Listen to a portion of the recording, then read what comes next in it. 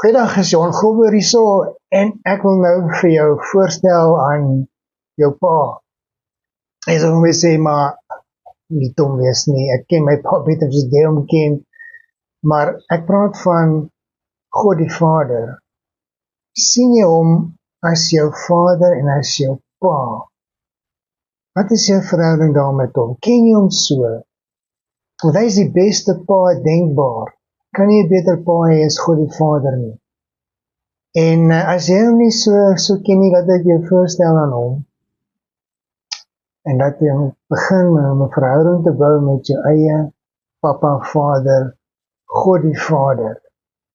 Nou ek dink vir baie mense is dit moeilik, want hulle kan nie identifiseer met 'n goeie pa nie, hulle het dalk 'n pa gehad wat vroeg in hulle lewens reeds uit hulle lewe was, of wat afwesig was, of wat 'n probleem gehad het met drank of wat ook al. In ons moderne samelewing, ongelukkig is dit so dat baie vaders nie hulle rol behoorlik vervul nie. Maar moenie toelaat dat as dit deel is van jou lewenservaring, dat dit die gedagte van God as jou vader beïnvloed nie, dat dit negatief beïnvloed nie. Want God is die beste vader denkbaar. Dis waar ek wil praat nou. Ek wil praat oor God die Vader. Ek was geseënd, ek het 'n baie goeie pa gehad. En dit is nie deur my te doen natuurlik nie, maar dit is seëning wat God vir my gegee het. So is nie vir my so moeilik om met God die Vader om te identifiseer en om hom te verstaan as 'n baie beter vader as my eie pa kon wees. Want God die Vader is die bron van alle liefde. En hy ken alles en hy weet alles. Hy is 'n wonderlike God. Nou, in die Ou Testament is daar maar net 'n paar verwysings na God as Vader, en dan is dit nie so 'n persoonlike ding nie. Dis nie 'n dominante tema in die Ou Testament nie. God was die Vader vir die nasie van Israel. En hy is so genoem 'n paar keer in die Ou Testament. En toe kom Jesus, en meer as 150 keer verwys hy na God as sy Vader. En hy het gesê, hy het gekom om die Vader bekend te maak, want die mense het hom nie geken as Vader nie. So lees ons dan bijvoorbeeld in Matteus 11 vers 27, waar Jesus praat en hy sê, alles is deur my Vader aan my toevertrou. En niemand ken die Seun nie, behalwe die Vader, en niemand ken die Vader nie, behalwe die Seun, en elkeen aan wie die Seun hom bekend wil maak.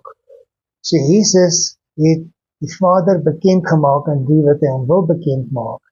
Maar vir daardie mense was dit eintlik 'n openbaring om God te begin sien as 'n Vader, as 'n persoonlike Vader. Ek kan ook kyk na Johannes 1 vers 18, waar het sê, niemand het God ooit gesien nie, maar hy wat aan die bors van die Vader is, dis nou Jesus Christus, hy het hom bekend gemaak. Hy het die Vader bekend gemaak. Daar in Johannes 17, daar by hy laaste avondmaal, by die tafel, waar hy saam met sy disippels sit, saam met die apostels, en hy, dit is net voor hy gearresteer is, hy gebed, wat hy bid tot die Vader, en hy sê, regverdige Vader, die wêreld het U ook nie geken nie, maar ek het U geken, en ek het aan hulle U naam bekend gemaak, en ek sal dit ook bekend maak, sodat die liefde waarmee U my lief gehad het, in hulle kan wees, en ek in hulle. En sodra ons die Vader begin verstaan en leer waardeer ook as 'n God van liefde, hoe meer sal ons daai liefde in ons eie lewens ervaar, en in ons hê, om ook te kan uitdra na ander toe. So dis belangrik om hom te leer ken, as jou Vader, wat oneindig lief is vir jou, meer as enigiemand anders.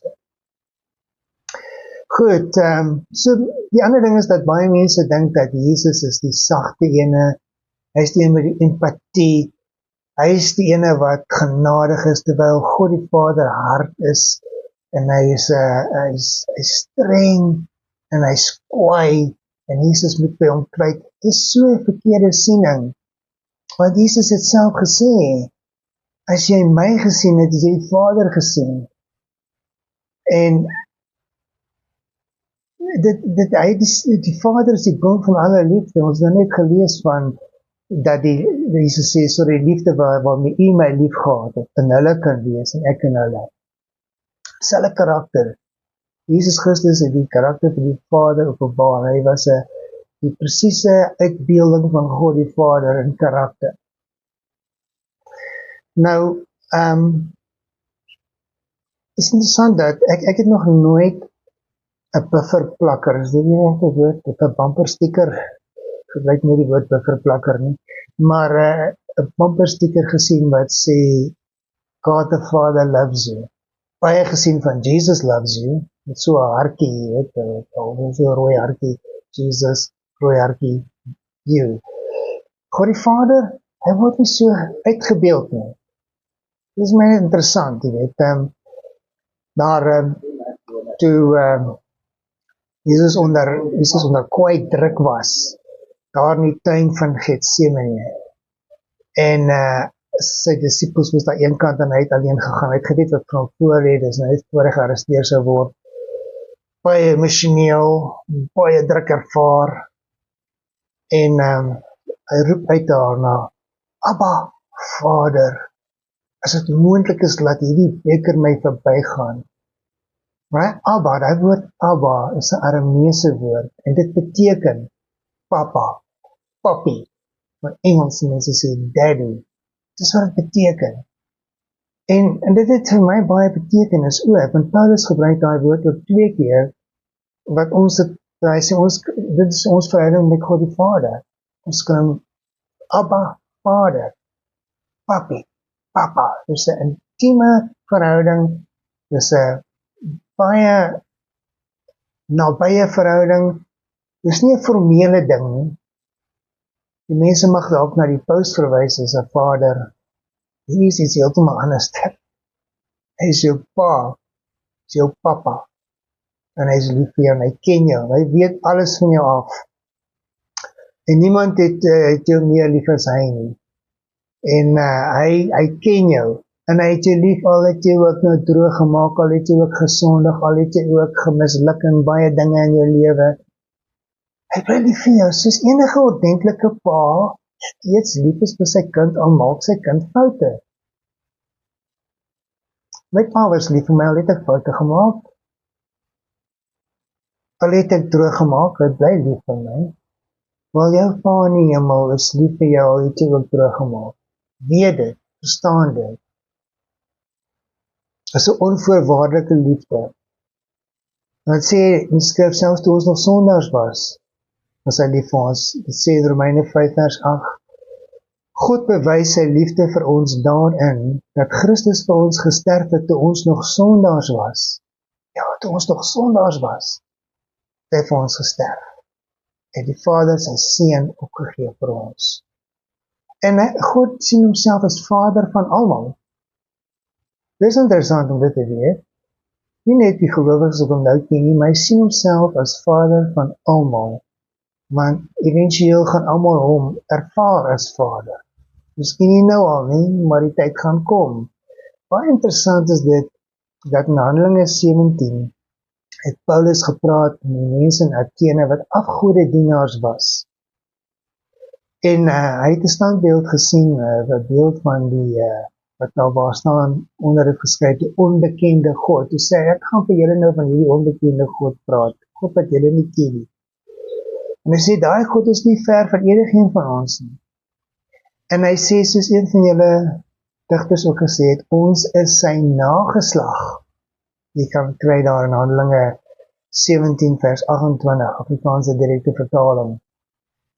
Hy sê dit vir afgodedienaars, hy sê ons, Paulus en die afgodedienaars, ons is sy nageslag. So God sien homself alreeds as Vader van almal. Hy weet alles van jou af, hy ken jou beter as wat jy jouself ken, hy hou jou dop met belangstelling, hy het deernis vir jou, hy weet hoeveel hare is op jou kop, Jesus het gesê, jou Vader weet hoeveel hare op jou kop is. Hy voed die mossies, en jy is baie meer werd as die mossies, hy weet van elke mossie wat val, Hoeveel te meer weet hy nie van alles wat in jou lewe gebeur nie. En hy stel belang, en hy hou jou dop, en hy hou daarvan om van jou te hoor. So weet jy daaroor praat, hy sê, moenie bekommerd wees nie, of in goeie Afrikaans, moenie worry nie. Jy is baie meer werd as jy fokus. Hy gaan jou behoeftes voorsien. En jy kan enige tyd met hom praat. Enige tyd. Al het jy geval in 'n moddergat en jy is besmeer met modder en jy stal kaal lyf en nie behoorlik geklee nie, jy kan uitroep na hom toe. Jy hoef nie skoon te wees en mooi klere aan te hê nie, jy kan enige tyd met hom praat, soos wat jy is, daar waar jy is.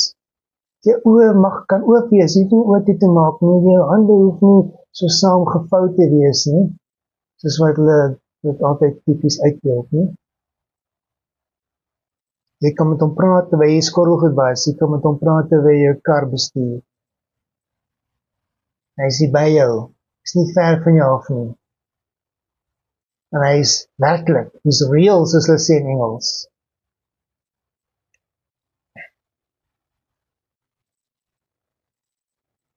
Hy geniet dit om van jou te hoor, al weet hy alles. En nog voor die woorde geuiter is uit jou mond, hy weet jy wat jy gaan sê, maar steeds.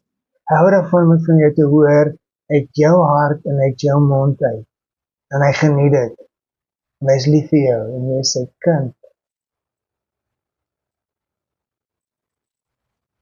Filippense 4 vers 6 tot 7 sê, moet oor niks bekommerd wees nie, maar maak in alles julle versoeke deur gebed en smeking met danksegging en aan God bekend. En die vrede van God, wat alle begrip oortref, sal in Christus Jesus oor julle harte en gedagtes waak. Psalm 46 vers 11 sê, bedaar en erken dat ek God is. Nou hy woordjie bedaar, in ander vertalings staan daar relax, ontspan, en weet dat ek God is. Ek kan jouself voorstel dat jy sit soos 'n klein kind op sy skoot. As jy deur 'n moeilike tyd gaan, jy moet praat daaroor, kan jy self voorstel, jy sit op sy skoot en hy vou sy arms om jou en hy luister aandagtig na wat jy te sê het. Dis die tipe God wat hy is. En ons is soos kinders, wees nederig voor hom. Hy is jou pa. En hy stel belang. En hy sal ons nooit in die steek laat nie. Ons gaan nie altyd kry wat ons vra nie. Net soos enige goeie pa nie alles vir sy kinders kan gee wat die kinders vra nie. Ons kan nie die hele tyd roomys eet nie. Kan nie die hele tyd lekker goed eet nie. Maar God die Vader weet wat is goed vir ons. En hy sal vir ons gee wat goed is vir ons. So, dit sê ons daar in Filippense 4. Hy sê nie noodwendig hy gaan vir jou alles gee wat jy vra nie, maar hy sê ten minste die vrede van God, wat alle verstand te bowe gaan, sal in jou hart wees as jy regtig oorgee aan hom en geloof en weet, dis nou aan hom toe vertrou, hy weet wat hy doen.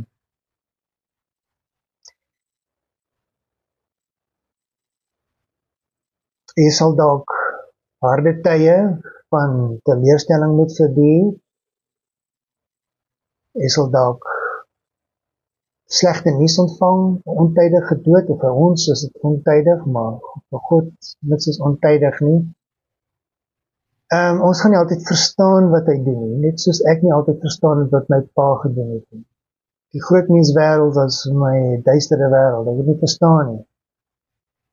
Soveel te meer, ons verstaan nie alles wat God vir ons beplan nie, en daar is dinge aan die ander kant hierdie lewe ook, dis 'n gedagte moet hou.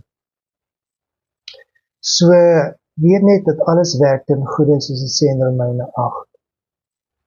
En hy sê verder, Paulus, ek is oortuig daarvan, dat die lyding van die huidige tyd nie vergelyk kan word met die heerlikheid wat bestem is om aan ons geopenbaar te word in Romeine 8 vers 18. Daar is geen vergelyking nie. Weet dit net. As daar swaar kry kom, as daar moeilike tye kom, en partykeer is daar moeilike tye daar vir ons eie beswil om ons nou sterker te maak.